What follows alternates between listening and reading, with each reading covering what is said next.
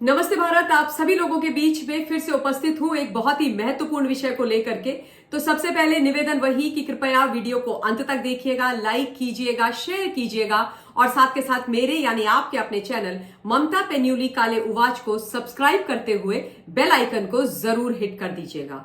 हिंदुस्तान बड़े लंबे समय से जिस एक मौके की तलाश और इंतजार में प्रियंका गांधी वाड्रा बैठी हुई थी, वो उनको फाइनली मिल गया है और 23 नवंबर 2024 को ऐसा कुछ होने वाला है जिससे राहुल गांधी, जिनका अब तक कांग्रेस पार्टी के अंदर एक छत्र राज था, वो हिलने वाला है। राहुल गांधी का जो सिंहासन है ना नेताजी वाला, वो हिलने वाला है और उसको हिलाने वाली है 100% प्रियंका गांधी वाड्रा। आप सब जानते हैं कि प्रियंका गांधी वाड्रा वायनाड से जो बाई इलेक्शन है उसको लड़ने वाली हैं। बड़े लंबे समय से बेचारी चुनाव लड़ने का इंतजार कर रही थी। उनका भी एक सपना था कि कभी उनकी मां हाथ के सिंबल पर उनको चुनाव लड़ाएंगी, जैसे अपने बेटे यानी उनके भाई को लड़ाती हैं, पर कभी ऐसा हुआ नहीं।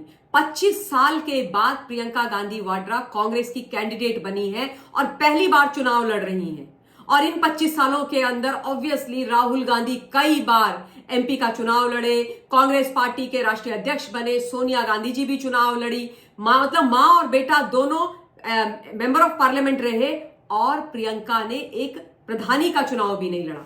बट फाइनली उनको राहुल की उतरन मिल रही है। वायनाड की सीट छोड़ते हुए राहुल ने बोला था कि अब मेरी बहन वायनाड से उपचुनाव को लड़ेंगी। तो उपचुनावों की घोषणा कल इलेक्शन कमीशन ने कर दी है। जो महाराष्ट्र के और झारखंड के चुनाव हैं उनके साथ साथ उपचुनाव भी होंगे जहां जहां भी होने हैं। तो 13 नवंबर को वायनाड के अंदर वोटिंग होगी और 23 नवंबर को उसका रिजल्ट आएगा। जो चुनाव हो रहे हैं और जो उपचुनाव है उन सब के एक साथ रिजल्ट आएंगे। तो जब से ये खबर आई है, प्रियंका गांधी वाड्रा के घर में तो ढोल नगाड़े बज रहे हैं, खुशी से वो झूम रही हैं और गाना गा रही हैं कि जिसका मुझे था इंतजार वो घड़ी आ गई है। She is been really waiting for this opportunity for 25 long years. 25 साल लग गए अपनी ही मां से प्रियंका गांधी वाड्रा को एक सीट पाने के लिए। 25 साल। अब आप सोचो हिंदुस्तान कि ये वो पार्टी है, ये वो नेता हैं, खासतौर पे राहुल और सोनिया गांधी जी, जो कहते हैं कि हम बेटियों का सम्मान करते हैं, हम बेटियों का उत्थान करेंगे, हमारे लिए महिला सशक्तिकरण बहुत जरूरी है। अगर जरूरी था तो अपनी बेटी का सशक्तिकरण कर लेते, अपनी बेटी को तो 25 सालों में चुनाव लड़वा लेते।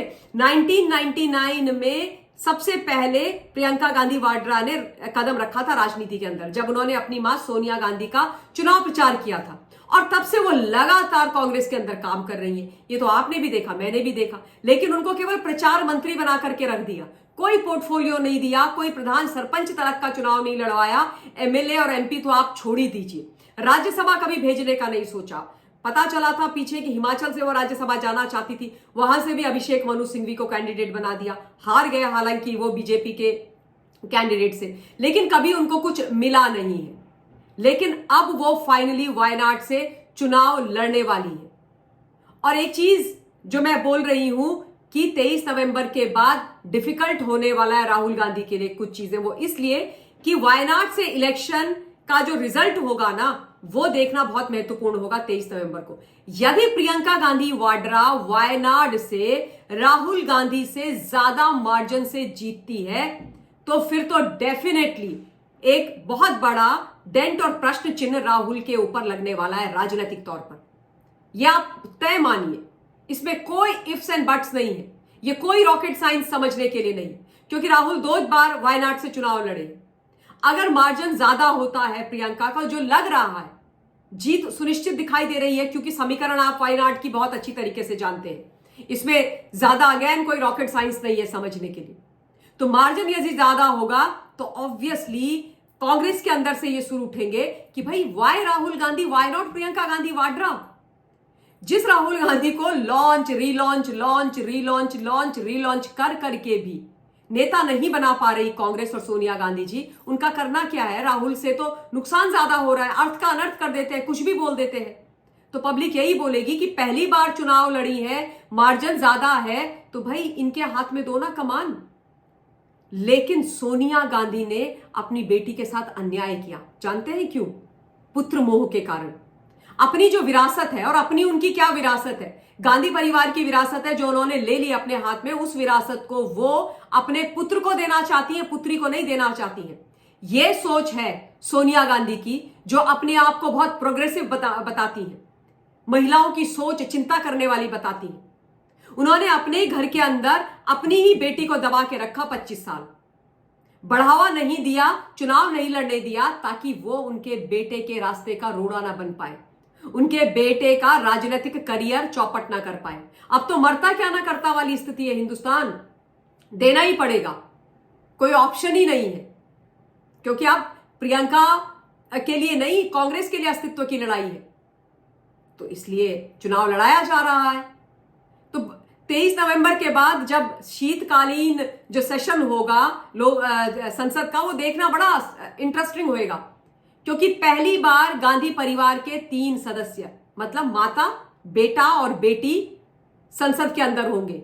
सोनिया गांधी राज्यसभा में, राहुल और प्रियंका एक साथ लोकसभा के अंदर। लोकसभा में भी किसका प्रदर्शन कितना सेंसिबल होता है, वो भी चीजों को बहुत तय करेगा। तो राहुल की सत्ता खिसकेगी, राहुल की जो सिंहासन कुर्सी है वो हिलेगी, डेफिनेटली हिलेगी, ऐसा लग रहा है। हालांकि यहां पर यह कहने की मुझे कोई आवश्यकता नहीं है कि वंशवाद और परिवारवाद को बढ़ावा दे रहे हैं। गांधी परिवार तो वंशवाद परिवारवाद के लिए है, कांग्रेस की कोई आइडियोलॉजी विचारधारा थोड़ी ना है, वंशवाद और परिवारवाद है। जो इनकी कॉर्निश बजाता है उसी का कांग्रेस में भी प्रमोशन होता है। वंशवाद परिवारवाद वाले ये अकेले तो है नहीं भाई, ऑलरेडी अखिलेश यादव ने परचम अपना पूरा ऊपर लहराया हुआ है, वो भी तो अपनी पत्नी, अपने आप और अपने रिश्तेदारों सहित पूरे 5 लोगों सहित लोकसभा पहुंचे हुए हैं। तो उनके पीछे पीछे गांधी परिवार है। ये तमाम जो लोग हैं वंशवाद और परिवारवाद की राजनीति तो करते हैं। जो टैलेंटेड है, जो डिजर्विंग है, वो गया तेल लेने, उसका कोई मतलब नहीं बनता है। तो अब ये जो 23 नवंबर का रिजल्ट है, इस पर सोनिया गांधी की नजरें सबसे ज्यादा रहेंगी। ये आप मुझसे लिख के ले लीजिए, क्योंकि अभी तक कोई उनको पद भी ऐसा ज्यादा मिला नहीं। हाँ, राष्ट्रीय महासचिव है, लेकिन उससे क्या होता है? पिछले जब चुनाव हुए थे विधानसभा के, तब इनको यूपी का प्रभारी बनाया गया था। यूपी की प्रभारी बनी, लड़की हूं लड़ सकती हूं का नारा दिया, लेकिन वो तो टाई फिस हो गया, और उसके बाद बुरी हार हुई तो उनसे वो पदभार भी ले लिया गया प्रभारी का, और उसके बाद उनको बिल्कुल एकदम खत्म करके रख दिया। कहते ना मिनिस्टर विदाउट पोर्टफोलियो, जैसे केजरीवाल रहे सीएम, वैसे ये जनरल सेक्रेटरी रही हैं। पर अब उनको अपने अच्छे दिन आते हुए दिखाई दे रहे हैं, और वो डेफिनेटली समस्या बन सकती हैं। उतरन में ही सही, लेकिन 25 साल के बाद अपना हक प्रियंका गांधी वाड्रा ले रही है। तो ऊंट किस करवट बैठेगा वो 23 नवंबर के बाद पता चलेगा, लेकिन it is going to be tough for Rahul Gandhi. ये आप मुझसे लिख के ले लीजिए, आप इस लाइव को सेव कर लीजिए, यही होगा। तो अब मैं इस वीडियो के लिए अपनी वाणी को विराम दे रही हूं। जल्द आप लोगों के बीच में फिर से उपस्थित होंगी। Till then